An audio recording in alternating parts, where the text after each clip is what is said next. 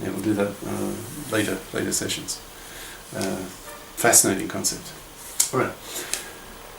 Okay, so yeah, there are other models, and the model. So Church, the American mathematical logician, he came up with what he called his lambda calculus. Now, in fact, the language, computer language, Lisp, L-I-S-P, is based on the ideas of the lambda calculus. And so with this lambda calculus, you can decide. I mean, you can deduce a particular theorem from a set of axioms, the same sort of way you can with the Turing machine. Now, when you heard of, because Turing, when he was young, he went to study in America for a little while and did a PhD there, and greatly impressed von Neumann, and von Neumann in fact invited Turing to become, in a sense, his intellectual assistant, work with von Neumann, because von Neumann was reputed to be pretty well the smartest man on the planet at the time. So there are very few people who were his intellectual equal that von Neumann was impressed by. But Turing refused. He didn't like America, so he went back to Britain, back to Cambridge. Now, interesting, another bit of the story in connection with logic and von Neumann was von Neumann was interested and worked with Hilbert on the Entscheidung problem to some extent.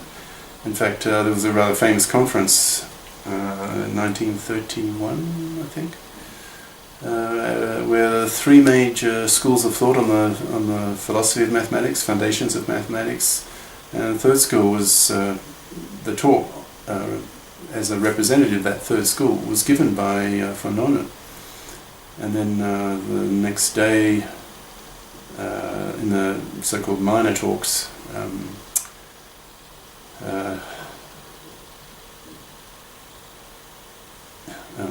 Gödel comes out with his bombshell, and the only one really to pick up on the significance of it all was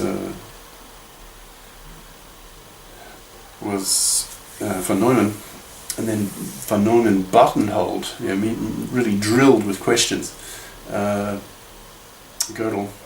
And when it came to the quality of the mind producing all this logic, I think von Neumann felt he had met his match in Gödel. Gödel's a super genius. I mean, he's up there with Einstein. In fact, Einstein and Gödel were good friends at the Institute for Advanced Study in Princeton. They were good friends for years. They'd walk home together, go to work together along the path to the Institute.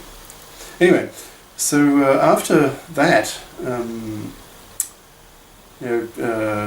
von Neumann was very impressed by this result and started thinking about the implications, because they're enormous for mathematics, of Gödel's work.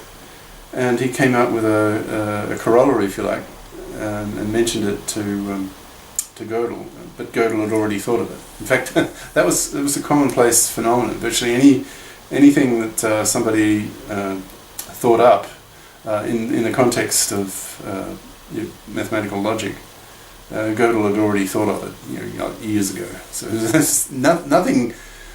nothing surprised Gödel. He'd already thought it all through. No one was virtually nobody was able to come up with anything that was new to Gödel. The guy was just amazing. Anyway, alright, so one of my usual digressions.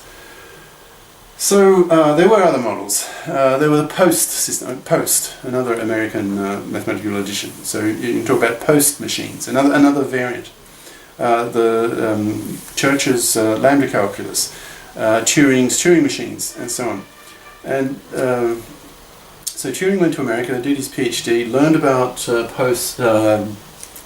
Church's lambda calculus, and rapidly proved that the lambda calculus of Church and his Turing machines were equivalent. would do the same job, had the same power.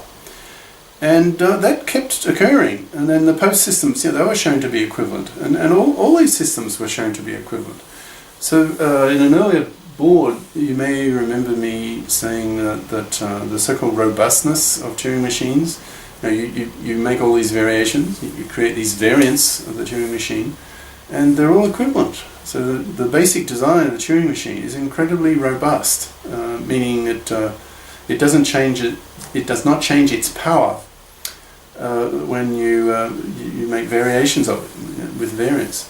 And now there are other models of general purpose computation besides the Turing model. Some are similar to it, others quite different. Like you look at the lambda calculus, and its structure, its formatting is totally wildly different from what the Turing machine is doing, but they're equivalent, as shown by Turing himself. Okay, so all of them, all these models of computation, general purpose computation, they all turn out to be equivalent. They're all effectively having the same power. They can all do the same job. And, so then you start getting curious. Well, what do they all have in common? What feature do they all share that enables them to be equivalent? Like there are earlier models, like the finite automaton or the PDA, the stack machine. They were less powerful. So what did they not have that all these equivalent models do have that enable them to be general purpose programmable models for computers? What do they have in common that allows them to be equivalent? Well, here it is. It's just, firstly, infinite memory, but that's not enough because the PDA has infinite memory. But unrestricted access, I was saying it a bit before in the previous session. So all these models, they have an unrestricted access. You can get at the memory without restrictions. You just go to where some piece of information is stored, and you just get it. Right? You're not hindered in getting at it. Right?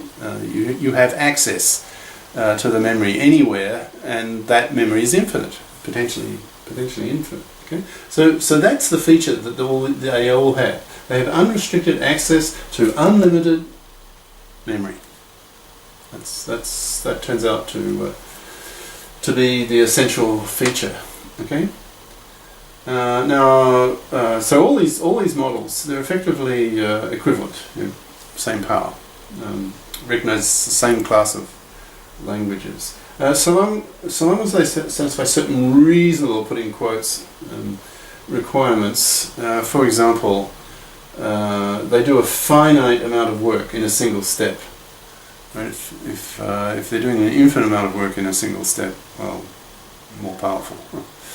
Okay, so that's hence the word reasonable, right?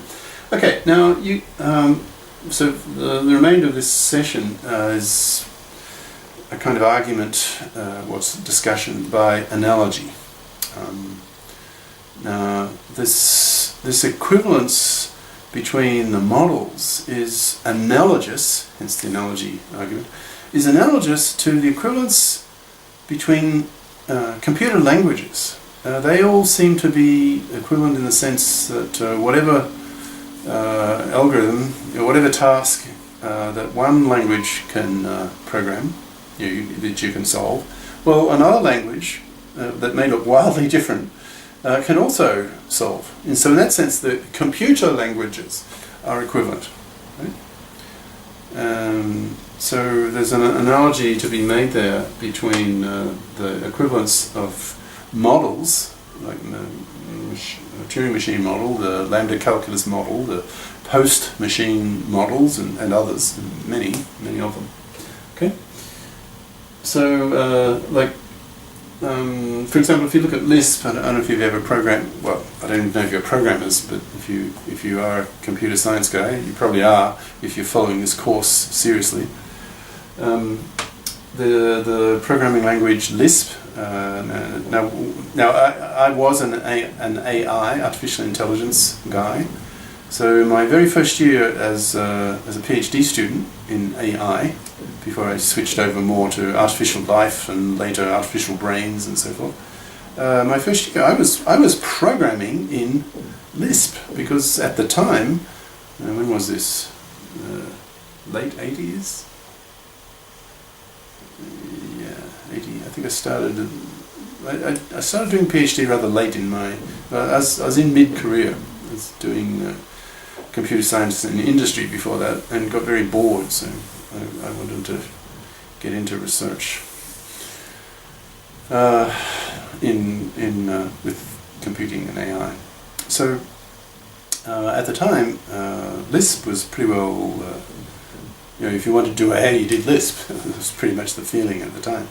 So I started my first year PhD year was programming in Lisp, and then I got interested in neural networks, and Lisp seemed rather clumsy for doing that. So I switched to C, language C. So if you know Lisp, and it's a list. It's a computer language that manipulates lists of strings basically. And if you know C, well, it's more a numerical type based language. So you compare Lisp with C. Well, they just seem totally different. Yet you can do the same job.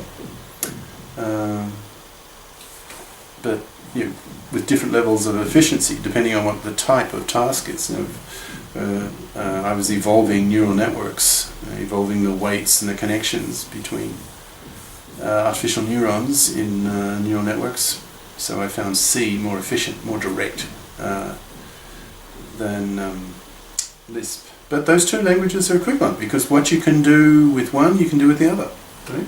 So there's an analogy to be made there between the equivalence of computer languages and the equivalence of models for general computation, which is the point of this paragraph. Okay.